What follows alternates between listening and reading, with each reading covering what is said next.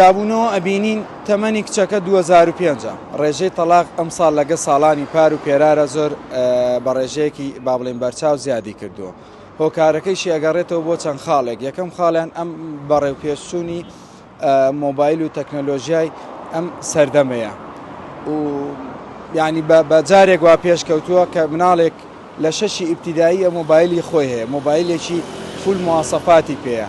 تەنانەت ئێمە زۆر جابینین ئەویستین یعنی کچێکی 13 ساڵان 14 ساڵان مۆبایلێکی فولی پێیە، شەو هەتا درێنگ خەریکە لە ماڵەوە نازانی، باوکی دایکی لێ ناپرسێ، براکانی لێ ناپرسن، خوشکی گەورەی هەیە لێ ناپرسێ ئەرێ ئەم کچە بچووکەمان خەریک چییە تا سێ شەو ناخەوێ. یعنی ئیتر ئەوە بێتە هۆکاری ئەوەی توش غەڵەتێکە بێ، کە توش غەڵەتێکە بێ غەڵەتەکە یعنی ئەوەنە گەورەیە کەس ناتوانێت چاوپۆشی لێ بکات. تێگەی ئەبینی لەگەڵ کابرایەکە بە هەمان شێوە پەیوەندی سۆزداری بەستیەوە، کابراکەش بە هەمان شێوە ژنی هەیە. ئیتر ئەوها ئەبێتە هۆکاری ئەو جیابوونانە. جیابوونەوە ئەبینین تەمەنی کچەکە 2005 جیابوونەوە ئەبینین تەمەنی ئافرەتەکە موالیت هەفتایە.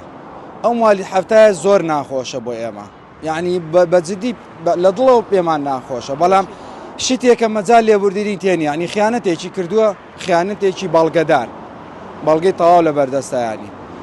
یعنی بینی مناڵەکەی 24 ساڵە لە دڵەوە 4-5 مناڵەیە لە دڵەوە دڵت بۆی ژانەکە لە هەمان کات شاخص من، یعنی بە هەمان شێوە کچێکی 13 ساڵ عیلاقەی داناوە لەگە کابرایەکە، یعنی تەمەن باوکی هەیە.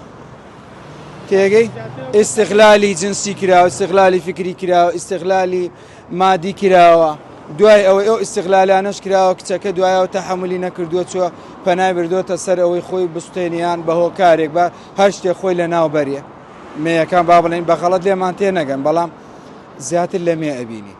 بەڵێ لە پیاویشا هەیە خیانەت، لە پیاویشا هەیە، بەڵام زیاتر لە مێیەکە ئەبینین. ئەوە نیوە ئێمە بەپێی شەکەمان لە دادگا.